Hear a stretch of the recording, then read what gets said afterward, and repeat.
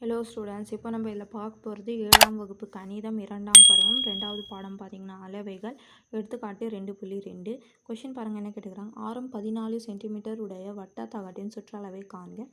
By வந்து 22/7 எண்கன்னு சொல்கிறாங்க. இது பை அவங்களே சொல்லுவாங்க, ஆரமும் சொல்லிட்டுருக்காங்க. அப்போது வட்டத்தின் சுற்றளவு நம்ம அப்படியே எழுதணும்.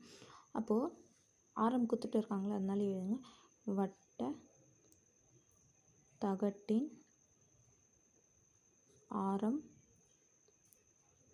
r is equal to 14 centimetre. அப்போ இதோட சுற்றளவு தானே கேட்டுக்கிறாங்க. அப்போது அதன்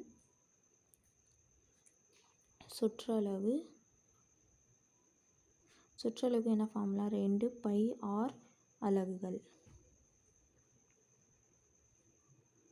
அப்போ 2 அப்படியே இருக்கட்டும். பை என்னது, இது கொஷனில் என்ன சொல்லியிருக்காங்க, 22/7 பெருக்கல் r என்னது 14.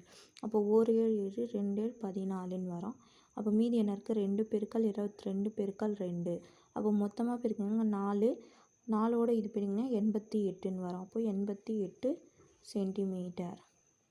அப்போது வட்டத்தகட்டின் சுற்றளவு பார்த்திங்கன்னா 88 சென்டிமீட்டர். அப்போ கடைசியாக எழுதுங்க, தேர்ஃபோர் வட்ட தகட்டின் சுற்றளவு 88 சென்டிமீட்டர் ஆகும். புரிஞ்சதுங்களா? அவ்வளோதான். எடுத்துக்காட்டு 2.2 முடிஞ்சிச்சு.